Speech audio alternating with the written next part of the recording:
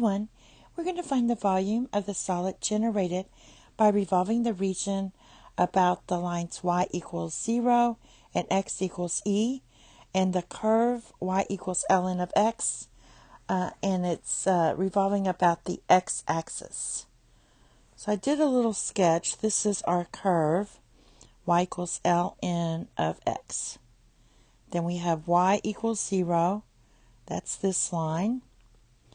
And we have x equals e, so that's that line. And when x is e, you substitute, and when x is e, get ln of e, that equals 1. So that's what I put for 1. So basically this is your shaded region. And if you look at it this way, going perpendicular to the y, the cross section, you're going to get, if you solve for y, you get, or x, you get x, let's change this to x. X equals e to the power of y. So basically this part right in here is x equals e to the power of y for this curve here. And this is e to the y and power. This length here, from here to here, is just going to be your y. And this length here, of course, is e. Now, if we do it a different method, we have this shaded region. And if you do the cross-section perpendicular to the x-axis, you're going to get e. This is a disk in x. This one is a shell in y. All right, and this would give you r equals ln of x, and then you do the volume of the disk, which equals the integral from 1 to e of ln of x squared dx. Now, if you do the shell, we're going to find the radius. The radius is going to be y, and your height is going to equal e minus e to the power of y. All right, because this is your y, and this is your e of y is right here. So you subtract it. We're going vertical there.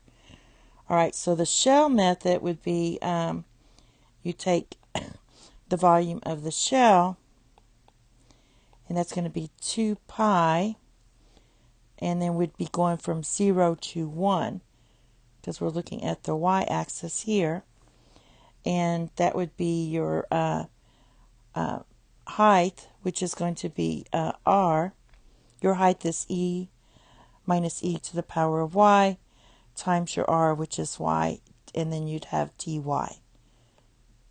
So we're going to use this method here and do that. So this is your formula for volume of the shell.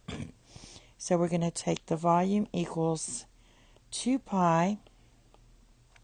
We're going to go from 0 to 1. And if you multiply through y, let's just write it out. E minus e to the power of y dy equals the 2 pi times the integral from 0 to 1 of e y minus y e to the power of y dy. And I just distributed the y here. All right, so now let's integrate this, and we're going to get this equals 2 pi, and we're going to get e to the power of y squared divided by 2 minus ye to the power of y minus y. And this is from 0 to 1. So basically for this part right here, all I did was tabular integration, or the shortcut. So you take your derivative and then you integrate. So we're taking the derivative of y, and we're integrating e to the power of y. And you just go down, take the derivative of y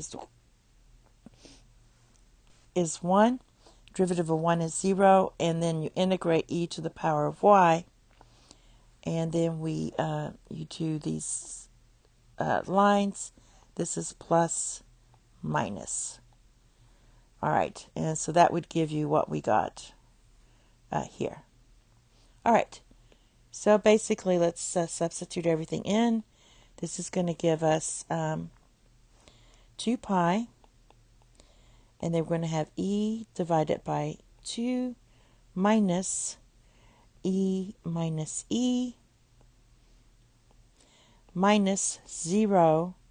minus 0 minus 1.